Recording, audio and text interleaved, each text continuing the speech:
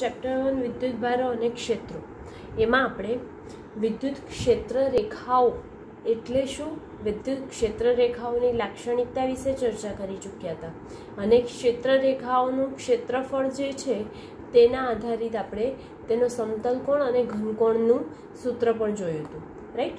હવે આપણે વાત કરીએ તો સાદા વિદ્યુતભાર વિતરણની ક્ષેત્ર રેખાઓ, ખાલી આપણે અહીંયા દોરેલી બતાવી છે કે સાદા વિદ્યુતભાર વિતરણની ક્ષેત્ર રેખાઓ કેવી રીતે હોય। તો ધારો કે આપણે જાણીએ છીએ કે જો વિદ્યુત ક્ષેત્રમાં જે વિદ્યુતભાર છે તે વિદ્યુતભાર જો ધન હશે તો તેની ક્ષેત્ર બહાર તરફ એટલે કે તેની ક્ષેત્ર રેખાઓ બહાર તરફ જતી દિશામાં હશે અને એના સદિશો જે છે ધીરે ધીરે નાના થતા જાય છે, એ આપણે લાક્ષણિકતામાં ચર્ચા કરી ચૂક્યા છે, બરાબર। તેવી જ રીતે જો વિદ્યુતભાર ઋણ હશે તો તે વિદ્યુતભાર તરફ આવતી દિશામાં હોય છે, બરાબર। તેનું ક્ષેત્ર ક્યાં હોય છે, વિદ્યુતભાર તરફ આવતી દિશામાં હોય છે। તો તમને અહીંયા આકૃતિ એ બતાવેલી છે જેમાં Q ઇઝ ગ્રેટર ધેન 0 છે, Q ઇઝ ગ્રેટર ધેન 0 છે, એનો મતલબ કે અહીં જે વિદ્યુતભાર લેવામાં આવ્યો છે એ ધન વિદ્યુતભાર છે। હવે ધન વિદ્યુતભાર છે તો એની ક્ષેત્ર રેખાઓ કેવી હશે તે અહીંયા આકૃતિમાં દર્શાવેલું છે। કેવી રીતે છે તો એની ક્ષેત્ર રેખાઓ વિદ્યુતભારથી દૂર જતી દિશામાં, એનો મતલબ કે એનાથી બહાર જતી દિશામાં હોય છે। તેવી જ રીતે અહીંયા આકૃતિ બી દોરેલી છે, બરાબર। આકૃતિ બીમાં Q ઇઝ લેસ ધેન 0 છે, Q ઇઝ લેસ ધેન 0 એનો મતલબ કે જાણીએ છીએ આપણે કે Q જે છે એ કેવા લીધા છે આપણે, ઋણ વિદ્યુતભારિત। ઋણ વિદ્યુતભારિત હશે ત્યારે તેની ક્ષેત્ર રેખાઓ વિદ્યુતભાર તરફ આવતી દિશામાં હોય છે, એટલે કે અંદર તરફ આવતી દિશામાં આપણે આકૃતિમાં જોઈ શકીએ છીએ। તેવી જ રીતે મેં શું કર્યું કે હવે મારી પાસે બે વિદ્યુતભાર લીધા અને એ બંને વિદ્યુતભારો સજાતીય લેવાના છે, તો મેં અહીંયા બંને ધન વિદ્યુતભાર લીધા છે। તો એ બે ધન વિદ્યુતભાર છે તો તેની ક્ષેત્ર રેખાઓ ધન વિદ્યુતભાર હશે તો ક્યાં હશે, તો બંનેથી બહાર જતી દિશામાં હશે, અને જો બંને ઋણ વિદ્યુતભારિત હશે તો તેમની ક્ષેત્ર રેખાઓ તેના તરફ આવતી દિશામાં હોય છે। તેવી જ રીતે આકૃતિ ડી બતાવેલી છે। આકૃતિ ડીમાં વિદ્યુત ડાયપોલ, ડાયપોલ એટલે શું, તો ડાયપોલ એ આગળ આપણે ભણીશું, પણ એક ધન વિદ્યુતભાર અને એક ઋણ વિદ્યુતભાર હશે એટલે કે વિદ્યુત ડાયપોલ બને છે, એટલે કે વિજાતીય વિદ્યુતભાર હોય ત્યારે એની ક્ષેત્ર રેખાઓ કેવી રીતે રચાય છે તેની આકૃતિ ડી માં દર્શાવેલ છે। કેવી રીતે, તો ધન વિદ્યુતભાર છે એ બાજુથી બહાર જતી દિશામાં છે, જ્યારે ઋણ વિદ્યુતભાર છે ત્યાં બાજુ અંદર આવતી દિશામાં છે, પરંતુ બંને એકબીજાને આકર્ષે છે માટે અને વિદ્યુત ક્ષેત્ર ક્યાંથી ક્યાં હોય છે તો ધન વિદ્યુતભારથી ઋણ વિદ્યુતભાર તરફ જતી દિશામાં હોય છે, જે આપણે અહીંયા આકૃતિમાં દર્શાવેલું છે। એટલે કે સાદા વિદ્યુતભારનું વિતરણમાં જે ક્ષેત્ર રેખાઓ છે એ ક્ષેત્ર રેખાઓ આપણે જે દર્શાવવાની હતી કેવી રીતે દર્શાવાય તે અહીંયા કમ્પ્લીટ થાય છે। હવે આપણે નવો ટોપિક જોવા જઈએ તો નવો ટોપિક એક છે વિદ્યુત ફ્લક્સ। વિદ્યુત ફ્લક્સ એટલે કે ઇલેક્ટ્રિક ફ્લક્સ। ઇલેક્ટ્રિક ફ્લક્સ એટલે શું, એને એ આપણી માટે નવો શબ્દ છે જેની આપણે વ્યાખ્યા જોઈશું, એસઆઈ એકમ જોઈશું, તેનું સૂત્ર જોઈશું, એને શેનાથી દર્શાવાય છે તે જોઈશું અને તેનું પારિમાણિક સૂત્ર જોઈશું। ત્યારબાદ આપણે તેની આગળ બીજું એના વિશે ડિટેલમાં માહિતી લઈશું। ઓકે ફ્રેન્ડ્સ, જોઈએ છે વિદ્યુત ફ્લક્સ, બરાબર। તો સૌથી પહેલા આપણે એની વ્યાખ્યા જાણી લઈએ, ત્યારબાદ આગળ આપણે સમજીએ। તો વિદ્યુત ફ્લક્સ એટલે શું, તો જે વિદ્યુત ક્ષેત્રમાં મૂકેલા કોઈ પૃષ્ઠમાંથી પૃષ્ઠને લંબ રૂપે, કેવી રીતે, પૃષ્ઠને લંબ રૂપે પસાર થતી વિદ્યુત ક્ષેત્ર રેખાઓની સંખ્યાને તે પૃષ્ઠ સાથે સંકળાયેલ વિદ્યુત ફ્લક્સ કહેવામાં આવે છે। આપણે અહીંયા નોટ ડાઉન કરી લઈએ અને જે ટોપિક છે નોટ ડાઉન કરવા જેવા એ તમારી જાતે તમારી નોટબુકમાં કરવાના રહેશે। વિદ્યુત ક્ષેત્રમાં મૂકેલા કોઈ પૃષ્ઠમાંથી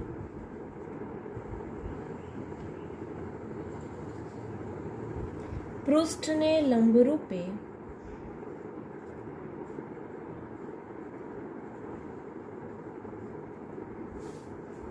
પસાર થતી વિદ્યુત ક્ષેત્ર રેખાઓની સંખ્યા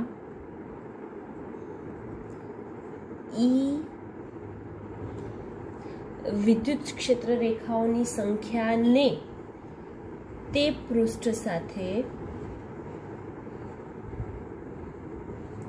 સંકળાયેલ વિદ્યુત ફ્લક્સ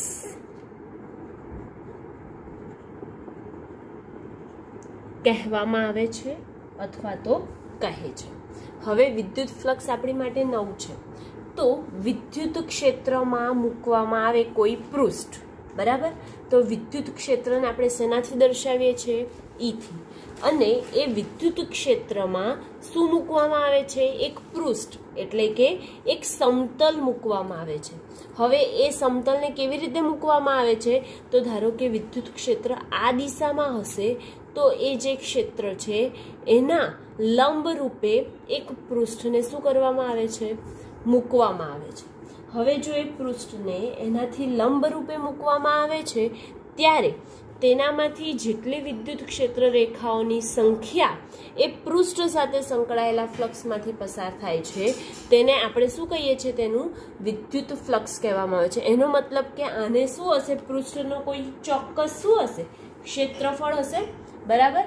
તો આપણે એનું ક્ષેત્રફળના વિદ્યુત ક્ષેત્ર ગુણ્યા એ પૃષ્ઠનું ક્ષેત્રફળ એના સમપ્રમાણમાં હોય છે. શું? તો વિદ્યુત ક્ષેત્ર રેખાઓની સંખ્યા, બરાબર?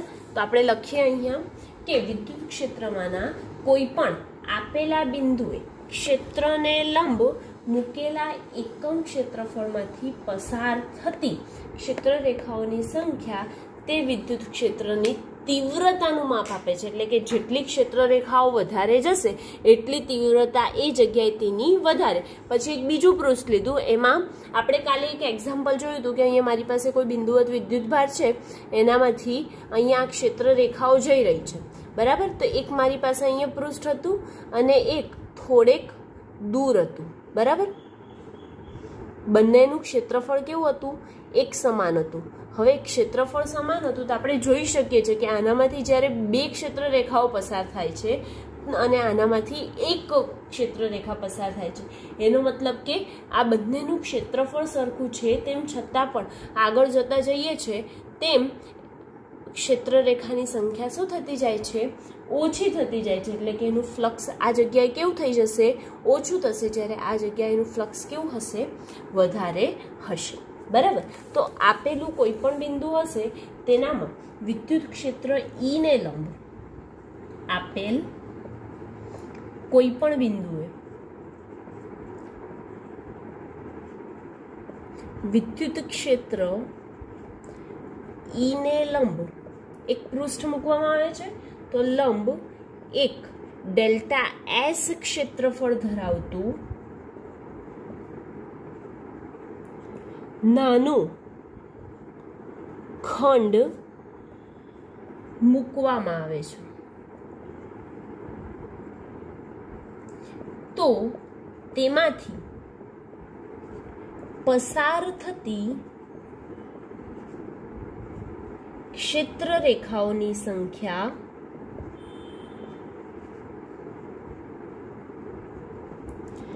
ઈ ડેલ્ટા એસ, ઈ એટલે વિદ્યુત ક્ષેત્ર, ડેલ્ટા એસ એટલે એ જે ખંડ છે એનું શું છે? ક્ષેત્રફળ, એના સમપ્રમાણમાં હોય છે. એનો મતલબ એ થયો કે ફાઈ બરાબર આપણે શું લખી શકીએ? ઈ ડેલ્ટા એસ. ઓકે, તો આપણે લખીએ. અને વિદ્યુત ફ્લક્સને દર્શાવાય શેનાથી? તો વિદ્યુત ફ્લક્સ ને ફાઈ વડે દર્શાવવામાં આવે છે. હવે દર્શાવવામાં આવે છે એટલે આપણને આનો સિમ્બોલ મળી ગયો. તો હવે સિમ્બોલથી આપણે આના સમપ્રમાણમાં એટલે કે ફાઈ ઇઝ ઇક્વલ ટુ સદિશ ઈ, વિદ્યુત ક્ષેત્ર સદિશ રાશિ છે એટલે સદિશ ઈ અને ડેલ્ટા એસ ક્ષેત્રફળ હશે તો એ પણ ડેલ્ટા સદિશ એસ થઈ જશે, બરાબર. આપણે આ વસ્તુ જોઈ ગયા છે 11માં કે જો ડોટ પ્રોડક્ટ છે અને આપણે ઉપરથી સદિશ કાઢવા હોય, ડોટ પ્રોડક્ટ હોય તો શું થઈ જાય? Cos theta. અને જો ક્રોસ હશે તો શું થઈ જશે? સાઇન થીટા, બરાબર. તો હમણાં અહીંયા આપણી પાસે શું છે? સદિશ જોડે ડોટ પ્રોડક્ટ છે, માટે આપણે શું લખીશું? ઈ ડેલ્ટા એસ કોસ થીટા, બરાબર. ઈ એટલે શું છે આપણી પાસે? વિદ્યુત ક્ષેત્ર. અને ડેલ્ટા એસ એ શું છે? તો ડેલ્ટા એસ છે એનું ક્ષેત્રફળ છે. તો આપણે એનો એકમ જોઈએ તો ઈ નો એકમ શું હતો? ઓકે, વિદ્યુત ફ્લક્સનો એકમ જોઈએ ને આપણે, તો વિદ્યુત ફ્લક્સનો એસઆઈ એકમ, આપણે પહેલા ઈ નો એકમ જોઈએ તો ઈ નો એકમ શું છે? ન્યૂટન પર કુલમ, બરાબર. અને ડેલ્ટા એસ એટલે શું છે? ક્ષેત્રફળ. ક્ષેત્રફળનો એકમ શું આવે? મીટરનો વર્ગ. તો ન્યૂટન મીટર સ્ક્વેર પર કુલમ આવી ગયું. તો ન્યૂટન મીટર સ્ક્વેર પર કુલમ એટલે એનો એકમ શું થઈ જશે? ન્યૂટન મીટર સ્ક્વેર પર કુલમ્બ છે. અથવા તો બીજો એકમ આપણે ઈ નો જોયો તો બીજો એકમ શું હતો? ઈ નો વોલ્ટ પર મીટર હતો, રાઈટ. આપણે હમણાં જે ટેસ્ટ લીધી એમાં પણ પૂછ્યું હતું કે વિદ્યુત ક્ષેત્રનો એકમ શું છે? તો વોલ્ટ પર મીટર. અને ડેલ્ટા એસ એટલે ક્ષેત્રફળનો એકમ શું થાય? તો મીટરનો વર્ગ. તો એક એમ કેન્સલ થઈ જાય તો આપણને એકમ શું મળે?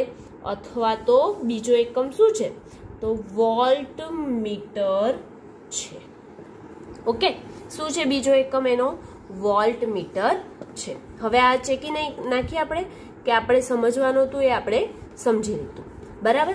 હવે શું બાકી રહ્યું? આપણી પાસે કોઈ પણ નવી રાશિ આવે તો એ નવી રાશિ સદિશ છે કે અદિશ તે જાણવું પણ આપણી માટે જરૂરી છે. તો આ તો ખાલી વિદ્યુત ફ્લક્સ જે છે એ ક્ષેત્ર રેખાઓની શું આપે છે? સંખ્યા. સંખ્યા આપતી હોય તો એ સદિશ કહેવાય કે અદિશ? અદિશ રાશિ. એટલે આપણે લખીશું કે વિદ્યુત ફ્લક્સ એ અદિશ રાશિ છે, બરાબર.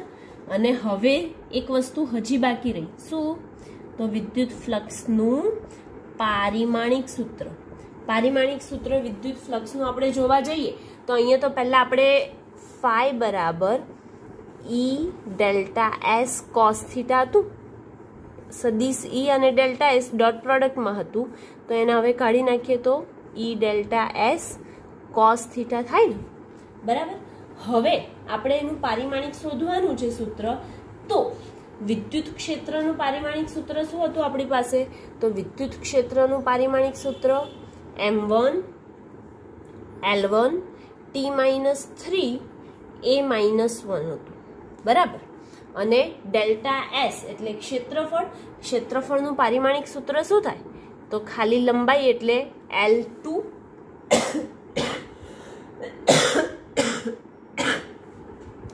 થાય.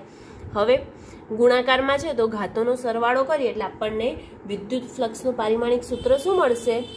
M1 L3 T-3 A-1. આપણે યાદ રાખવાનું વિદ્યુત ક્ષેત્ર હોય તો M1 1 3 -1 એટલે M1 L1 T-3 A-1. અને જો આપણને સૂત્ર યાદ હોય તો ડાયરેક્ટ જ આપણે ફ્લક્સનું તો શોધી શકીએ, એનું યાદ રાખવાની જરૂર પડતી નથી. ડાયરેક્ટ જ આપણને મળી જશે કે M1 L3 T-3 A-1 છે. ઓકે, તો અહીંયા જે વિદ્યુત ફ્લક્સ છે એની અહીંયા જે મેઇન ચર્ચા હતી કે અદિશ છે એને શેનાથી દર્શાવાય, એનો એકમ શું છે, એ અહીંયા કમ્પ્લીટ થાય. વ્યાખ્યા અહીંયા જોઈ લીધી, બરાબર. હવે આપણે જોઈએ તો એના 3 કિસ્સા આવશે. કેવી રીતે 3 કિસ્સા? કેમ કે અહીંયા થીટા આપેલો છે આપણને, બરાબર. તો થીટા કાં તો 0 પણ હોઈ શકે, થીટા 90 જેટલો પણ હોઈ શકે અને થીટા 90 કરતા નાનો પણ હોઈ શકે. તો આ ત્રણેય શરત માટે આપણે જોઈએ કે એની ક્ષેત્ર રેખાઓ કેટલી આવશે. જો થીટા બરાબર 0 હોય તો ક્ષેત્ર રેખા કેટલી આવે? થીટા બરાબર 90 હોય તો કેટલી આવે ને થીટા ઇઝ લેસ ધેન 90 હોય તો જવાબ કેટલો આવે એ આપણે જોઈએ. ઓકે, વિદ્યુત ફ્લક્સ કન્ટિન્યુમાં જ છે. એનામાં હવે આપણે આ જોઈએ છે 3 આકૃતિ અહીંયા બતાવેલી છે. તો આ ત્રણેય આકૃતિમાં જે પૃષ્ઠ છે એ વિદ્યુત ક્ષેત્રની અંદર મૂકવામાં આવ્યું છે. તો એ વિદ્યુત ક્ષેત્રની અંદર જ્યારે પૃષ્ઠને લંબ મૂકવામાં આવે છે ત્યારે આપણે જોઈએ છે કે જે દિશા છે એ વિદ્યુત ક્ષેત્રની દિશામાં જ ક્ષેત્રફળ છે, માટે તેમની વચ્ચે ખૂણો આપણે કયો કહી શકીએ, કેટલો બને છે? તો θ બરાબર 0 ડિગ્રી જેટલો ખૂણો બને છે. અને આપણું સૂત્ર શું હતું? તો સૂત્ર હતું આપણું ફાઈ બરાબર સદિશ ઈ ડોટ ડેલ્ટા એસ, અને એના બરાબર આપણે શું લખતા હતા? તો ઈ ડેલ્ટા એસ કોસ થીટા. હવે થીટા બરાબર જો આપણને 0 મળે, શું મળે? જો થીટા બરાબર આપણને 0 મળતું હોય તો ફાઈ બરાબર શું થઈ જશે? ઈ ડેલ્ટા એસ કોસ થીટા. જ્યાં થીટા બરાબર 0 હશે તો માત્ર કોસ થીટા કોસ 0 ની કિંમત કેટલી આવે? 1 આવે, બરાબર? તો કિંમત 1 આવે, માટે આપણને મળે ઈ ડેલ્ટા એસ, એટલે કે મહત્તમ સંખ્યા, મહત્તમ વિદ્યુત ક્ષેત્ર રેખાઓની સંખ્યા આપણને મળશે. હવે આપણે જોઈએ છે તો આપણે જે પૃષ્ઠ મૂક્યું હતું વિદ્યુત ક્ષેત્રમાં, આપણે એક પૃષ્ઠ મૂક્યું હતું તેનામાં તેનો ખૂણો શું છે? થોડોક ઓછો આવે છે. કોના કરતાં? 90 ડિગ્રી કરતાં થોડોક ઓછો આવે છે. આપણે પૃષ્ઠ થોડુંક વાંકું મૂક્યું છે. તો પૃષ્ઠ વાંકું મૂકીએ, થીટા ઇઝ લેસ ધેન 90 થશે, તો આપણને પણ તેના ખૂણા પ્રમાણે, ધારો કે 60 નો ખૂણો બનતો હશે તો આપણે ઈ ડેલ્ટા એસ કોસ 60 લખવું પડશે, અને એ પ્રમાણે આપણને એના ક્ષેત્ર રેખાઓની સંખ્યા મળશે. તેવી જ રીતે જો આપણે અહીંયા વિદ્યુત ક્ષેત્ર રેખાઓ શું છે? આ દિશામાં જાય છે, બરાબર? અને એ જ દિશામાં એટલે કે વિદ્યુત ક્ષેત્ર રેખાઓ વિદ્યુત ક્ષેત્રના સમાંતર એક પૃષ્ઠ મૂકવામાં આવે છે ત્યારે તેના ક્ષેત્રફળની દિશા ક્યાં છે? ઉપર જતી દિશામાં. એટલે કે બંને એકબીજાને કેવા થઈ જાય છે? લંબ થાય છે. માટે થીટા બરાબર કેટલું બને છે? 90 ડિગ્રી બને છે. અને જો એક ક્ષેત્રફળ ખંડમાંથી પસાર થતી ક્ષેત્ર રેખાઓની સંખ્યા કેટલી મળે આપણને? તો ઈ ડેલ્ટા એસ કોસ કેટલી? 90 જેટલી મળે. અને કોસ 90 ની કિંમત કેટલી આવે? 0. માટે આપણને એક પણ ક્ષેત્ર રેખા મળતી નથી. એટલે કે આપણે આના માટે લખી શકીએ કે વિદ્યુત ક્ષેત્ર ઈ ને લંબ ડેલ્ટા એસ ક્ષેત્રફળ નું ખંડ મૂકતા તેમાંથી પસાર થતી ક્ષેત્ર રેખાઓની સંખ્યા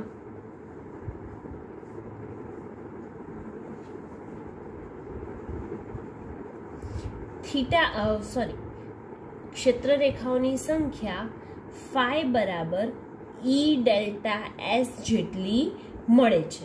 તેવી જ રીતે કેમ ઈ ડેલ્ટા એસ જેટલી મળે છે? કેમ કે સદિશ ઈ અને સદિશ એસ બંને કેવી દિશામાં છે? આ બાજુ જતી દિશામાં જ છે. એટલે કે એમની વચ્ચે ખૂણો 0 બને છે. માટે આપણને શું મળે છે? મહત્તમ ક્ષેત્ર રેખાઓ મળે છે. નેક્સ્ટ આપણે આનામાં તો જેટલો ખૂણો બનતો હશે એટલી ક્ષેત્ર રેખાઓ આપણને મળશે એ પ્રમાણે. હવે આનામાં જોઈએ તો શું કીધું કે જે વિદ્યુત ક્ષેત્ર છે એ વિદ્યુત ક્ષેત્ર આ બાજુ જતી દિશામાં છે, અને પૃષ્ઠ પણ આપણે તેને સમાંતર મૂક્યું છે, લંબ મૂક્યું નથી. સમાંતર મૂક્યું છે માટે તેનું ક્ષેત્રફળ કેવું આવશે? ઉપર બાજુ જતી દિશામાં. ઉપર બાજુ જતી દિશામાં એનો મતલબ કે તે એને લંબ જોવા મળે છે, અને લંબ હોય તો તેની વચ્ચે ખૂણો કેટલો બને?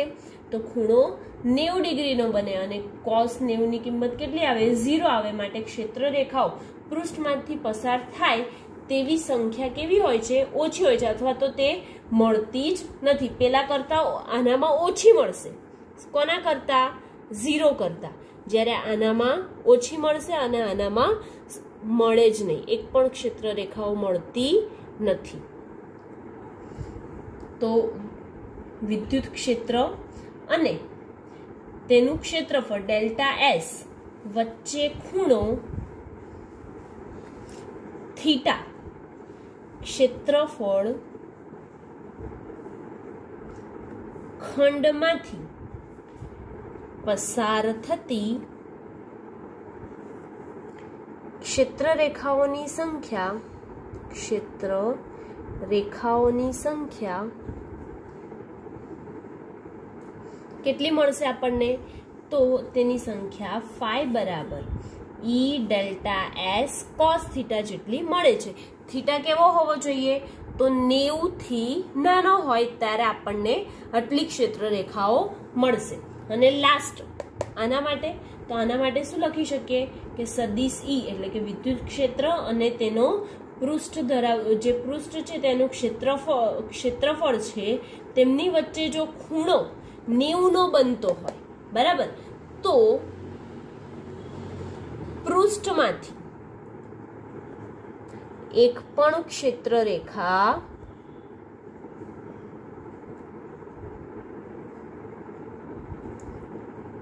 પસાર થતી નથી.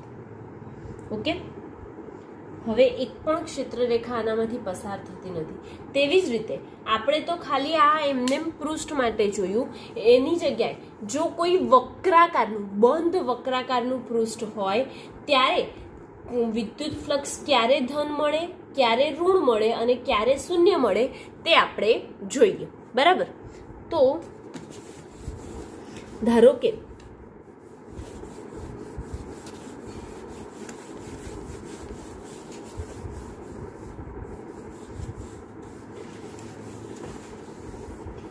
કોઈ પણ મારી પાસે અનિયમિત આકારનું એક બંધ વક્રાકાર પૃષ્ઠ હું વિચારી લઉં છું.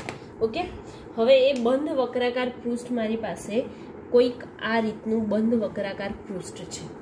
હવે એ પૃષ્ઠમાંથી વિદ્યુત ક્ષેત્ર પસાર થાય છે એટલે વિદ્યુત ક્ષેત્ર રેખાઓ પસાર થવાની જ, બરાબર.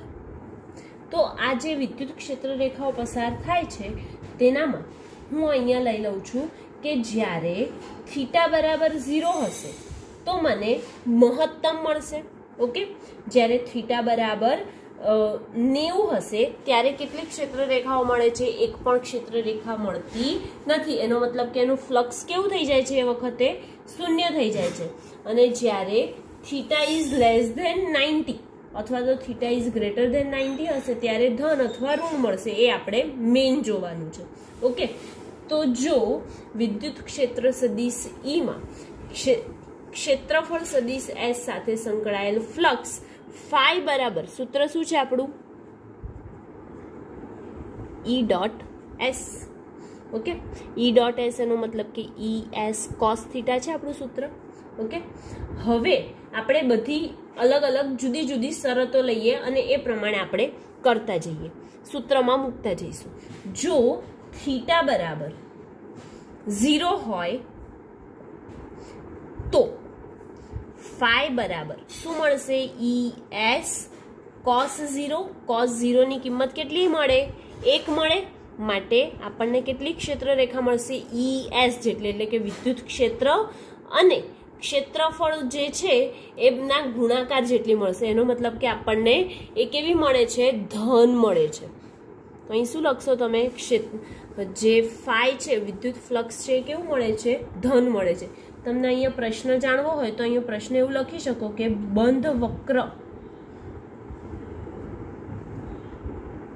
સપાટી કે ક્ષેત્રફળ સાથે સંકળાયેલ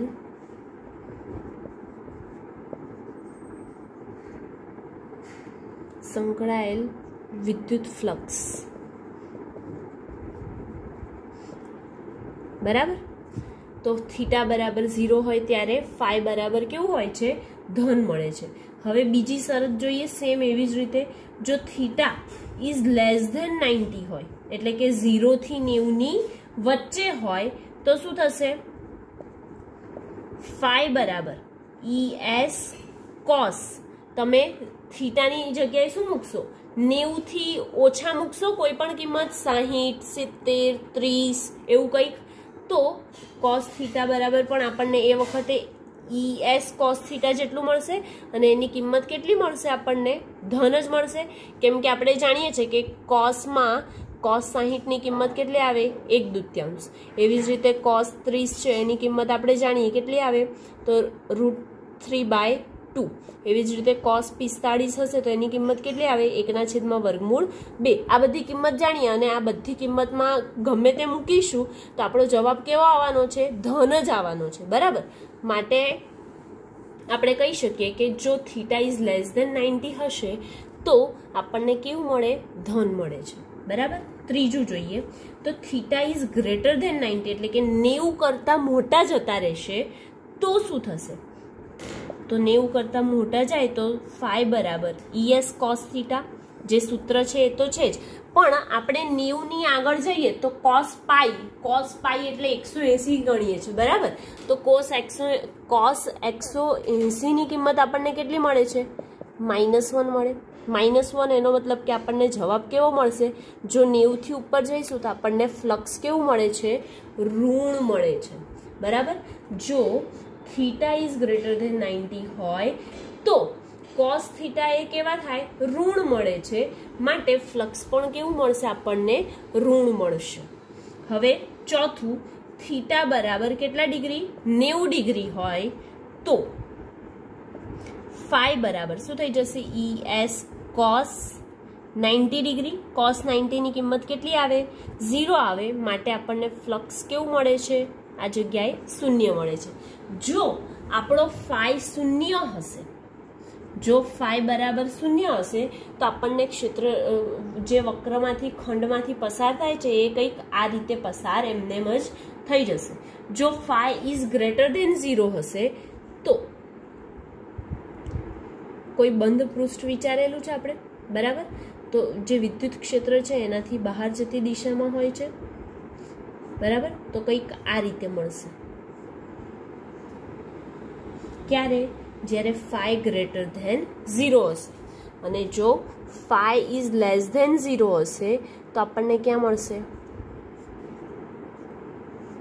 આ રીતે કંઈક મળશે અને આ બધું શેમાં છે તો બંધ પૃષ્ઠમાં આપણે વિચારેલું છે આ બધાને બરાબર તો phi ઇઝ લેસ ધેન 0 હશે ત્યારે આ રીતે મળશે phi ઇઝ ગ્રેટર ધેન 0 હશે ત્યારે આ રીતે કંઈક મળશે અને જ્યારે phi બરાબર 0 હશે ત્યારે આપણને આ રીતે મળશે ઓકે તો અહીંયા જે વિદ્યુત ફ્લક્સ છે એની ચર્ચા અહીંયા પૂરી થાય છે